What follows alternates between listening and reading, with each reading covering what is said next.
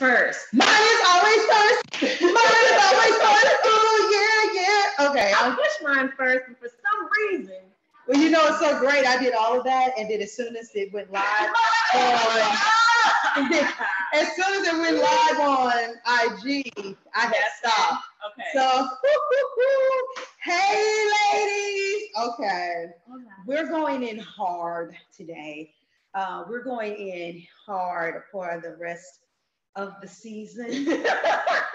Tis the season. Tis the season to shake shit up, because that's just what we do. You might be like, August, but you always go hard. But hi, Deidre. The bottom line is we want you guys to be on point. And some of you, in order for us to really get you out of the place of denial, we're going to have some hard conversations. Yeah. So I'm prepping you right now. This is definitely going to be the Tag a Sister video. Definitely going to be the click the link or get the link for the video and share it with a girlfriend in Messenger. Do something, because we are going to be going in very, very, very, very hard. So how should we begin? You see a slow turn, so I was like, what's hey now? So let's do the formal introductions before I get all into everything. Who that are you? I'm just a regular girl, living in a little crazy world, all of that is. No, I'm August Crenshaw. I'm a business coach, and I help women with strategy, mindset, and sales. That is my juicy sweet spot. And there's no such thing as a woman working with me and not having epiphanies and munties. That's true. No coins, no papers. Okay. I'm Aisha, marriage coach specializing in communication and intimacy. Sakari, hey. We work together to make sure that married women in business are really getting the support and direction they need around their business to make that on point what they want it to be without sacrificing their marriage. And it's a beautiful marriage, between us in terms of being able to really speak directly to that.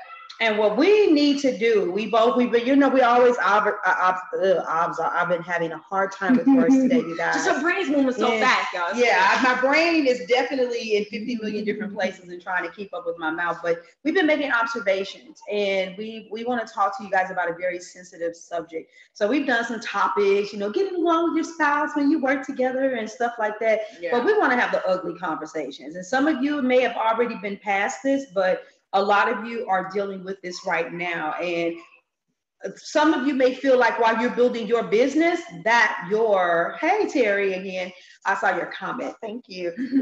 Your spouse is your anchor. Your spouse is your enemy. And so I just want to put it straight out there out the gate that this is what we're going to be talking about, because some of you, you got these really great marriages, and that's really, really good. But what do you do when, for instance, you are working hard to build your business? You talk to your spouse, they can handle it financially, it may be a little tight, they say they got your back, they're going to be there, and they're going to do what they got to do. And as soon as they think that you're making some money, then they start squandering all the funds, and you feel like it's an uphill battle for you to actually enjoy the profits from your business, because this mofo has a spending issue. Right. And that's just one example. And so a lot of you feel like your spouse is your competition. Some of you ain't even telling your husbands when you make money, because you honestly, you don't feel like you can, because they may on one hand be giving you a hard time because they feel like your business is a joke, but in the back of your mind, you got pride because it's not a joke, but you don't want to tell them how much it ain't a joke, because you know what's going to happen. And so if we are not having the crucial conversations that are centered around this, then how can we help you? Yeah. Because I'm not here just to help you with your business, and she's not here to look pretty and be like, you need a little support, boo-boo. And she's not here to help you with your marriage. And I'm like, yeah, you know, if you need a little bit of business advice, we literally put this thing that we do together because we see it. Yeah. We see it in the industry. We've seen it in groups. We see it in our group that we facilitate. There are some times, there's some points of difficulty that we need to address when you're building a business, but you feel like your husband is public enemy number one. Yeah. Yeah. And I mean, and even an example that you brought up, there's so many things there because you're talking about how you guys deal with how you guys both view money differently. And in my experience, most couples, they don't deal with money in the same way. No. So navigating that when now you want to come up in your business and you're making more money, feeling like there's levels of resentment or jealousy around where it is that you're going, and you know how that's manifesting because now you got some good news and they act like they don't want to hear it, or now you want to share something in your business and like, oh, we ain't about to do that, or you are making more money in your business and it's like, well, it really is up to me to decide how I'm spending this. Mm-hmm. And they're like, well, shouldn't you be putting more in the household now and doing this?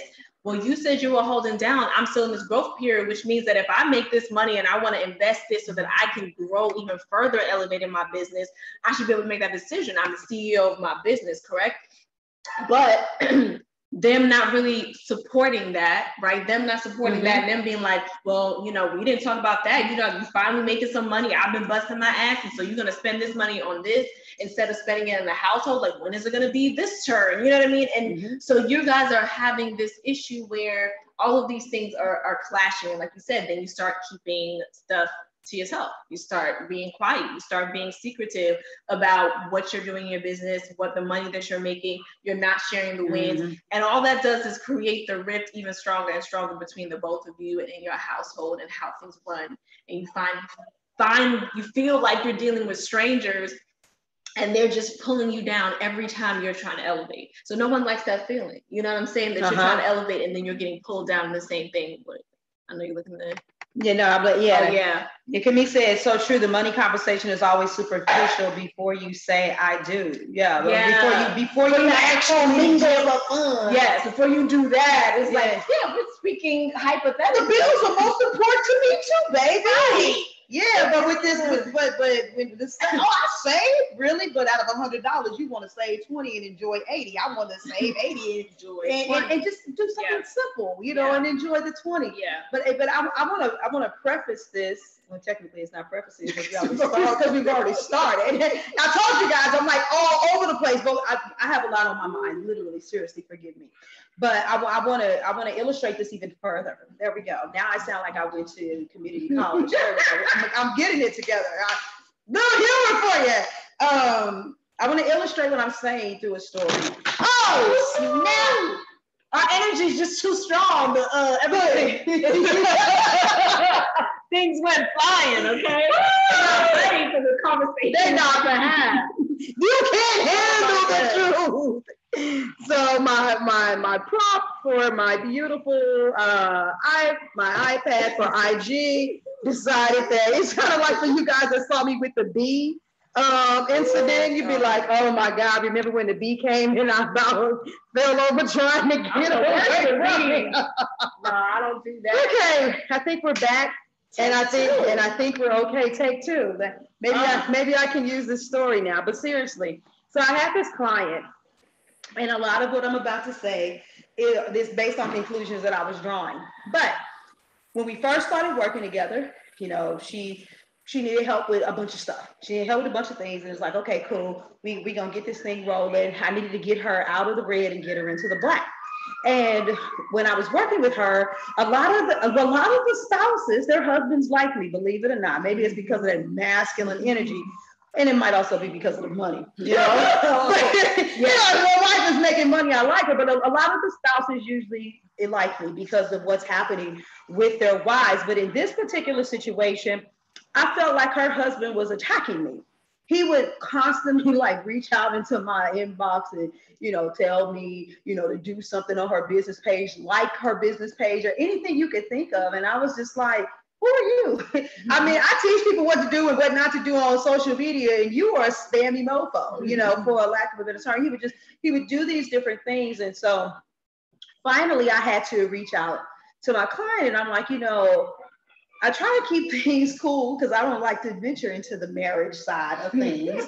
And I didn't want to say anything to her, but I'm like, wait a minute, I have to say something because, hey, Curtis, because if I don't say something, what if he's doing this to other people? Yeah. All in an effort to help her by, creating, I mean, he did everything, creating posts for her, putting stuff out there, telling other people what to do, telling them what to share, and seeming all spammy.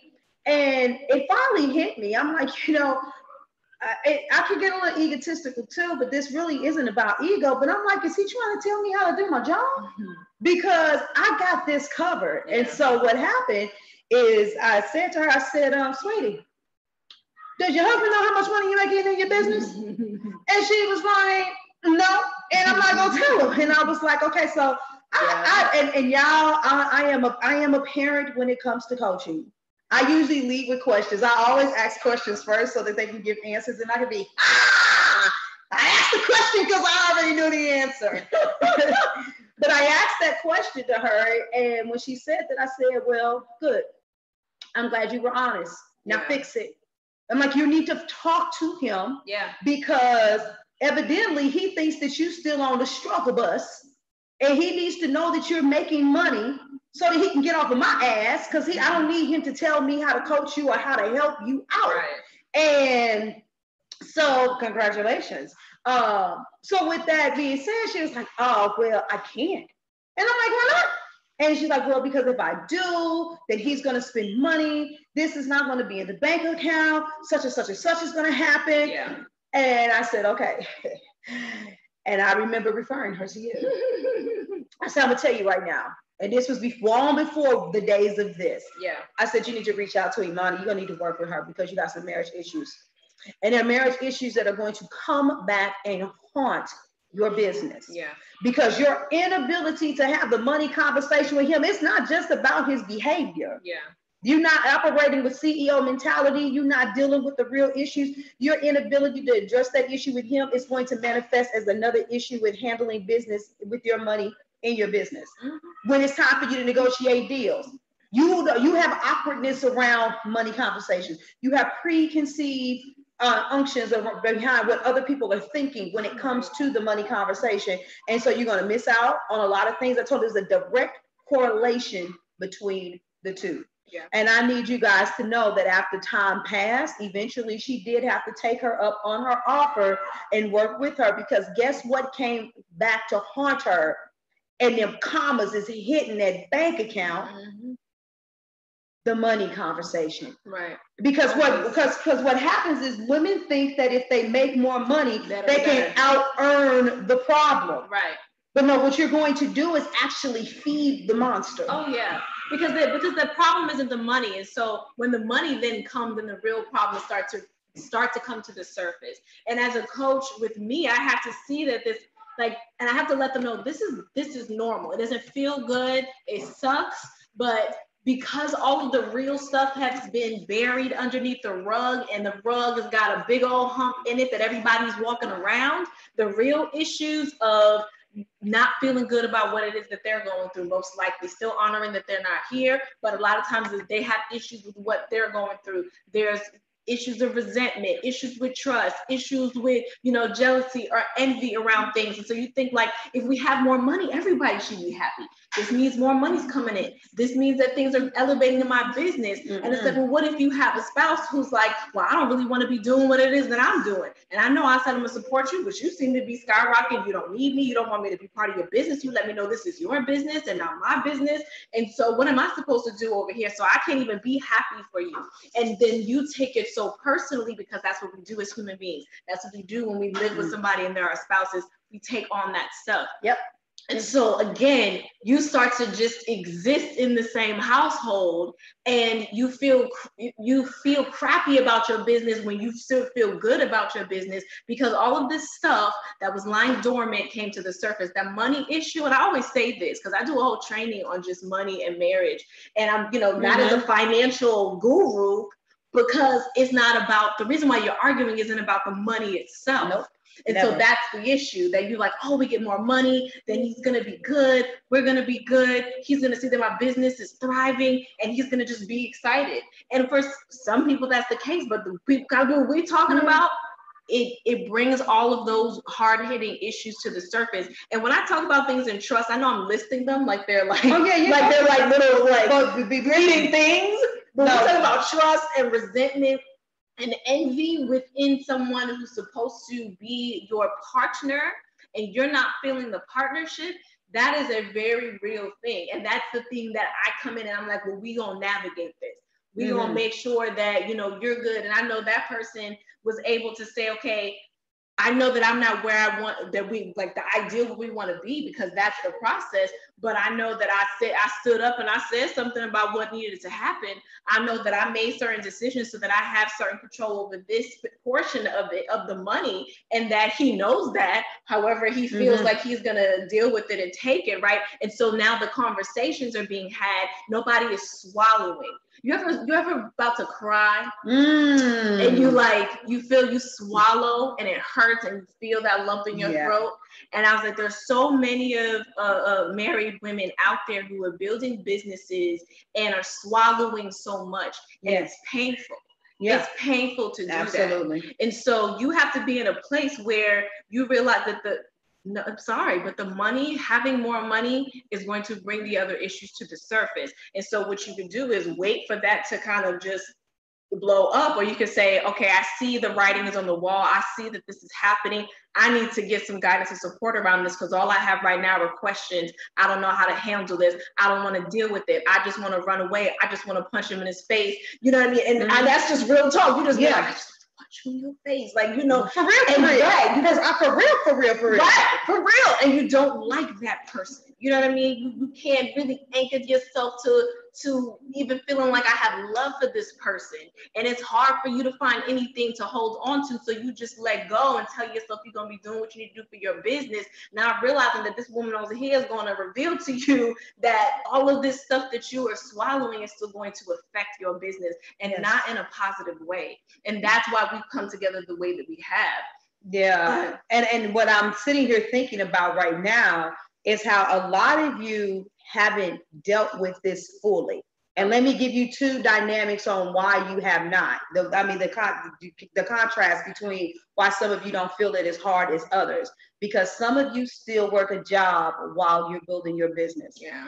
And it may seem very minor, but the fact that you get to leave your home, which now is simulating a prison for you, the place of torture, the place of reminders. Some of you go off to work, and then it's like for a moment, that is just your numbing medicine to not think about what you have to go back home to. So then when you get off of work and you go back home to work your business, it's like, okay, well, but for the woman that is at home, and that's where you work all day, where you already have to fight whether or not you're going to let the dishes sit in the sink, the clothes sit in the laundry basket, whether or not you're going to clean, versus creating content, versus doing reach out, versus having that sales call, then that's when it really, really hits you. When you are walking through your home and you're like, okay, you know what? I need to go ahead and go through all of these emails because I sent this stuff out and people are responding to me so I can figure out who I'm gonna talk to. Then you get up and you go into the bathroom, you use the restroom, you see his drawers on the floor.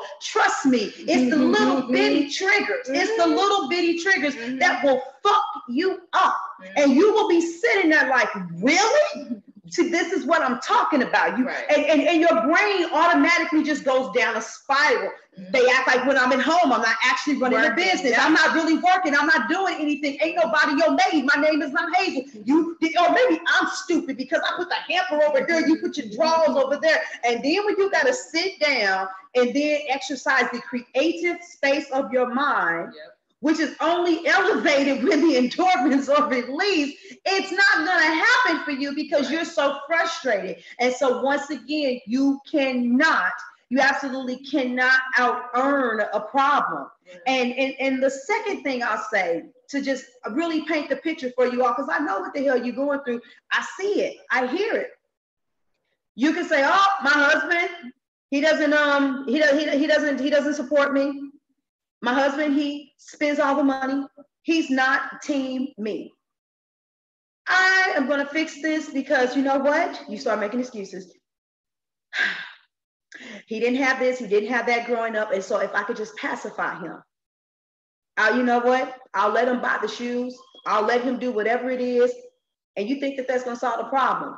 But the shoes are going to turn into an electronic device in the home. The electronic device is going to turn into upgrading the vehicle. The upgrading the vehicle is turning to upgrading the zip code.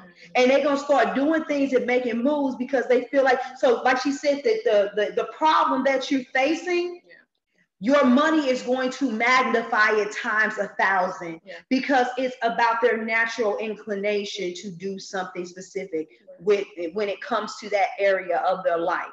And there isn't any band-aid called cash that you can do to fix that. You said, yes, man or woman, it certainly can be hard to focus on your business when the other half doesn't appreciate your contribution. Right. Yes, absolutely. You know, we have to get catchy titles, Curtis, to attract people to watch the video. The irony of that is that they'll say, well, the appreciation comes with the money. Like, you know, when we decide, and a lot of times in the household, when we decide what's value, when we put value on what makes your business a business, which it is, you know, you have to be making money. But as you're building and growing, what makes your business a business? Like, look, mine is a priority, or I'm a priority because I'm the one bringing the money in the household. And then when things starts to shift and you are making the money and you're still not, and you still don't have that space in that position of where partners, this is a priority now. Not really, because you're choosing to spend your money to invest in your business, or you're not making as much enough for me to not do what I'm doing. So, you know, so now it's belittling and diminishing what it is that you're doing in your business. And so there's no quote unquote win there, because they're like, look, I thought that the value was in the fact that as long as it was making money, that's how we get the position here. That's how you painted it. So now I'm making money. Now what? Go ahead. Oh, but she hit a nerve with me, right? For the simple fact that you all, let's rewind. Married or not married, one of the things a lot of people don't understand is that building a business takes time. Yeah. It takes sweat equity. Yeah. It takes investing. Mm-hmm. And while you may not know what it is and what it looks like, if you're really going to have real conversations about building your business, someone like me is going to help you understand how you talk to your, you know, what subject matters need to come up with your spouse. She's going to help you navigate with how you have those conversations with your spouse. Because let me tell you something. When I had the first coach that I had a positive experience with, I paid her $500 a month for 4 months. The next coach that I hired, and I won't say anything about the experience, I paid her $2,000 a month for 3 months. And it doesn't get any cheaper after that. When you're building a business, the investments keep coming. Yes. And so depending on where your value system is, something as simple as me invested in my website. And there are some things that have been happening with me with people that are going to visit, what they're opting in for, and how my list is organically beginning to feel the shift. There really is a difference. We're not getting ready to, you know, promo the graphic designer for my site. But the point is, those things that you have been waiting on, you couldn't wait to get that done. You couldn't, you know, you finally start getting money in your business, and let's just say you finally can breathe because you at 5K.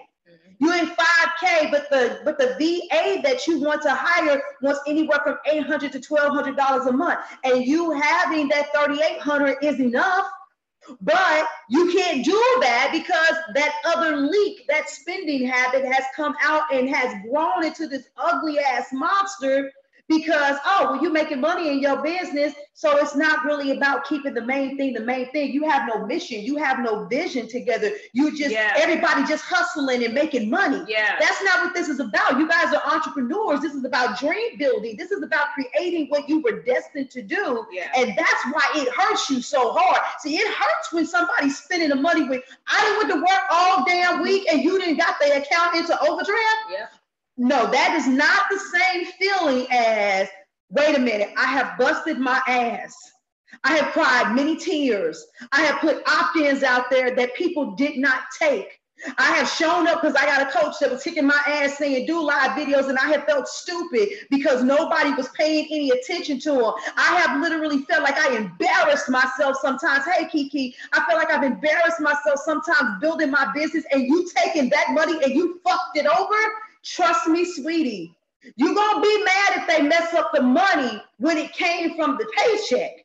But you're going to be even more upset because of the sacrifices that you made beyond the norm of just being a robot and going out and getting in a car and doing traffic and punching the clock and coming home. And so if you're going to really look at this thing, you're going to have to look at it for all that it's worth.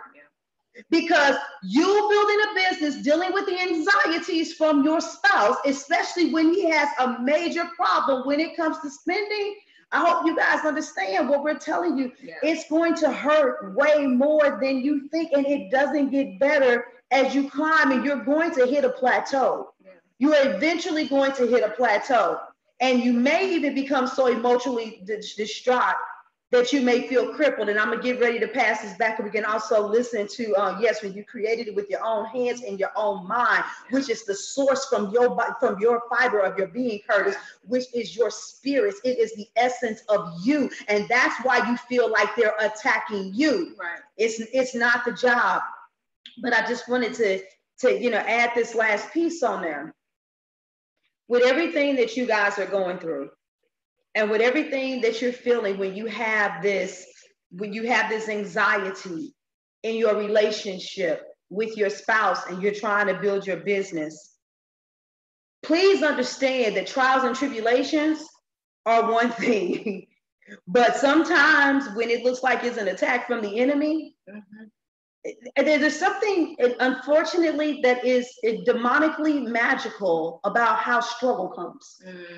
I have a saying, and it's that struggle is struggle, and it knows how to attack all of us at our most vulnerable points. And so what's a struggle for you may not be a struggle for me, and vice versa. But whatever your struggle is, if your struggle is your ego, right before you elevate, your ego is going to be attacked. If your struggle is your finances, then all of a sudden, every time you turn around, you're gonna be like, wait a minute. How in the world did this, everything got double, drawn out from my account? Your faith will be challenged in your areas of weakness in order for you to embody strength. But if you have not dealt with that, then every single time it comes, even if you ignore it, what you're doing is you're digging a ditch. So right when you hit that moment, the cusp of glory, for that shit to hit you again anyway, you are going to be so spiritually and psychologically unsound, you will feel like God himself is attacking you, and you will become a victim and not own the fact that you have not done right by standing up, by speaking up, by having the crucial conversations. Yeah. You cannot out-earn this. You cannot. There's a brokenness in that, because of what you were saying, and you hit something, because I actually talked to a young woman yesterday on the phone who's like, we don't really have a vision. Like, I don't even know where to start with that, what that would look like for us to actually be working together. And people are just, what I know that I do in my line of work is that I would even say everyone, okay? Everyone that I speak to is having a conversation about the wrong things. They're having it on a loop. They're frustrated. They're like, they've thrown their hands up. I don't know what else to say. I feel like I've done everything that I need to try, because they just aren't sure how to have the right conversation. It's not, you got to have the crucial conversations, and then you have to have some crucial resolution, and you're not getting to resolution. And the frustration is that you're having the same issues and having the same conversations over and over again.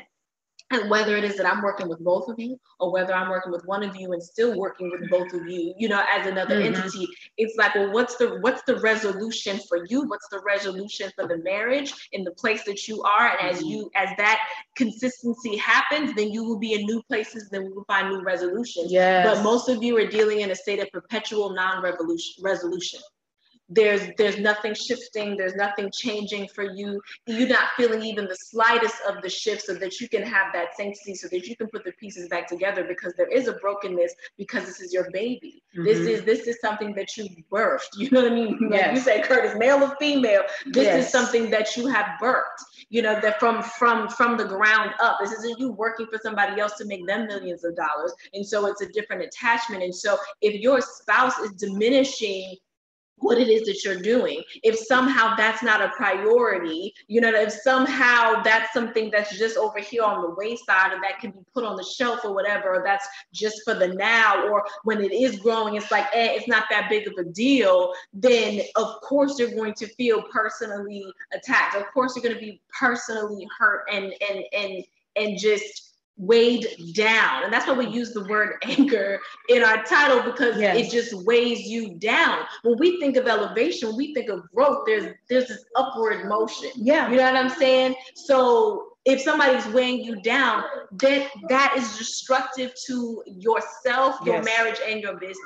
And one of the biggest reasons why we did this, because we did not want to see that destructive behavior continue, because August always talks about the definition of insanity, right? We've heard it before, but like doing the same thing over and over again and expecting different results. But that's what we see so many folk doing, both in their business and their marriage, because you can't break the two apart. You know what I'm saying? You still married, you still together, you still building your business, you didn't quit. You can't just break the two apart. You know what I mean? They are going to come together in a very real way in your life. And so you just, you know, my thing is to say that you cannot remain in a place of perpetual non-resolution. And if you stay in that place, you will continue to be broken in your business. And I feel like August is okay if I say this, but your business and your marriage are never going to get to the place that you want it to be. You're never going to be able to embrace and really enjoy the fruits of your labor, of what it is that you have done and what it is you have built.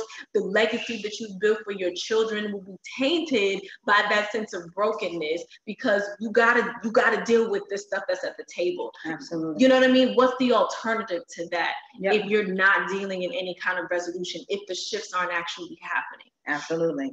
So you guys got to make a decision. You really do. And there's one woman that we're working with who, you said you'll constantly be on edge in both places. Yeah, there's one woman that I'm working with. She had a very powerful conversation to make an amazing deal.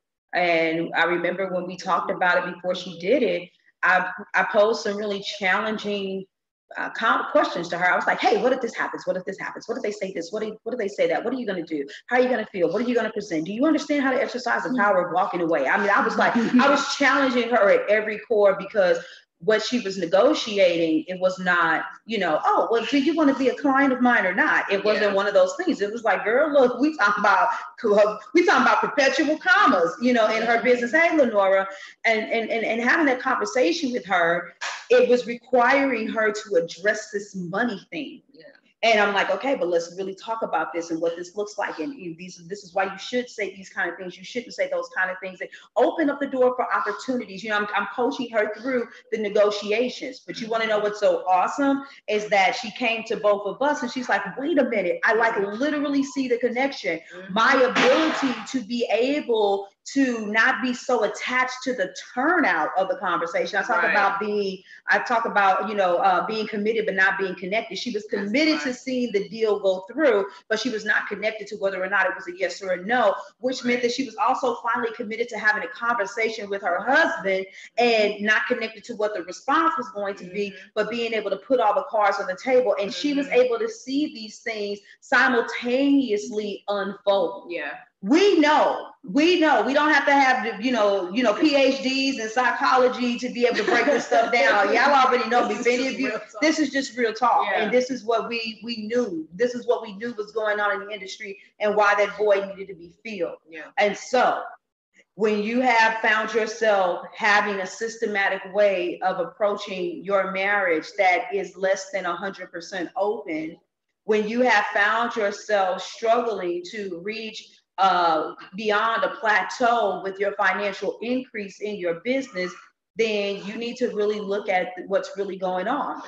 And we're always extending the invitation, just to literally have access to us, like damn near on speed dial, because we're live in the group. That type of because that's the kind of coaches that we are. You're not in a group where it's like, oh, okay, and we're going to show you these little videos, and you look at the video, and that's what I saw your problem. Yeah.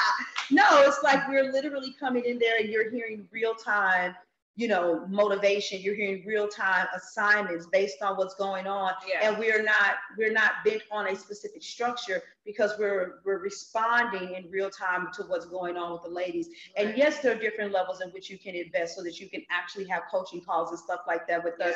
But we do trainings every month, both of us. So you got access to both of us multiple times during the week. You got 2 trainings that are with us. $97 at a base price is a drop in the bucket. Oh, yeah. Because you can't even get $100 consultation for one of them. You know, you know, it's some people that are having marital issues pay more for that, for a copay, for counseling and therapy sessions. And so we highly encourage you that if you have to work through the crucial conversations, if you can see the divide, if you can feel the tension, if you can see where it's messing with your ability to create and to be at your peak performance and profitability, then don't take your time. It's not commitment based. You can cancel anytime you want to. I'm going to promise you that canceling, if you know that you need both of us, it's not going to be something that you want to do. You're going to stay there because you're not going to get the level of help that you're receiving from the both of us anywhere else. So help with building your business and help with solidifying your marriage. Who wants to grow and go? That's the question. Who wants to grow and grow? Who, if you're content, you can place it, then good. But if you want to go and grow, then we want to invite you to join the group, Fix My Business, Fix My Marriage, because that's exactly what we're doing. So I've had fun. This was a tense one. It was a good one. I really had fun with this topic. I know how I am. So we had some really good comments. I'll just look at these really quick. Curtis was bringing them. He said, Curtis. And Curtis is part of the Mi Familia Bilingualita. So it's I saw that when you created it. Yes. Preach, sister. Misdirected conversations, destructive creativity. Say that. And then we saw this was an awesome one. Thank you, darling. So we're going to let you all enjoy the rest of your beautiful day. And don't forget that every Monday at 2 p.m. EST, we are in the same place at the same time, having the real conversations about the real issues that you're facing. And if you want to stop talking about it and start being about it, then join the group. Links coming soon. Do this. Does that feel good to you? I don't know how to do it. Oh, wait a minute. I can't say that. Look, I said, did it feel good to you? I know. What you talking about? I was like, this is a good ass topic.